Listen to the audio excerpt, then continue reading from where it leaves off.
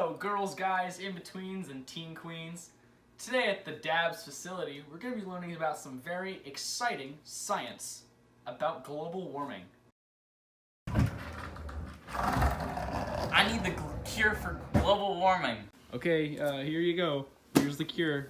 Thanks. Here's the cure. Yeah, okay. Thanks, dude.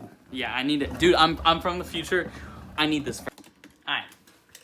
So how does this global warming stuff work? Well, a key part of the Earth's temperature change is the Milankovitch cycle.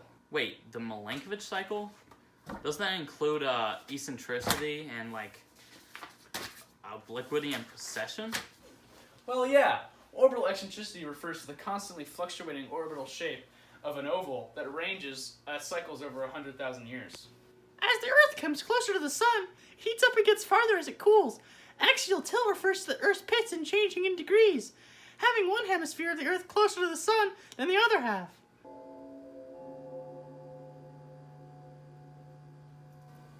What did I say about talking, Emma?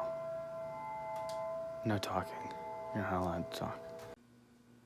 Anyway, greenhouse gases reside naturally in the atmosphere and cause the greenhouse effect. Carbon dioxide is the most common greenhouse gas, by making up 64.3% of the atmosphere, while methane makes up 17%, and nitrous oxide with 6%. The other 12.7% is made up of a number of gases. CO2 comes from organisms, fossil fuels, soil and rocks, and the oceans. Nitrous oxide and methane comes from agriculture and waste.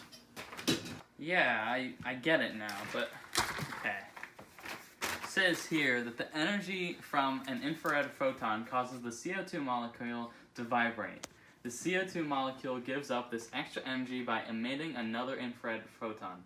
During this process, the CO2 is vibrating. Molecules are constantly in motion, colliding with other gas molecules and transferring energy from one molecule to another during collision.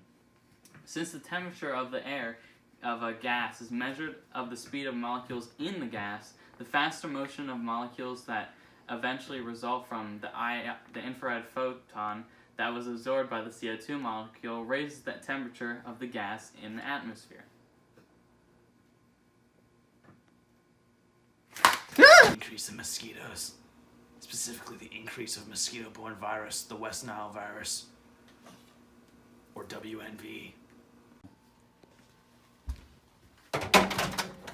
We did our own experiment here at the DAB facility.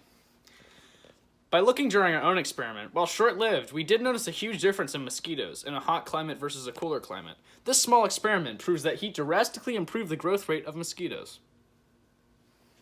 Oh, I get it. So basically, the more mosquitoes, the more people can be infected. The more people infected, the more mosquitoes carrying the virus will be present.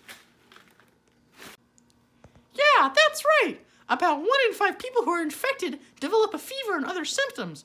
About 1 out of 150 infected people develop serious, sometimes fatal illnesses.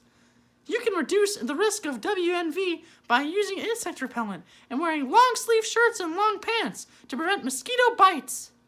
Thanks, everybody! We'll see you next year. Yep. Wait, next year? Yeah.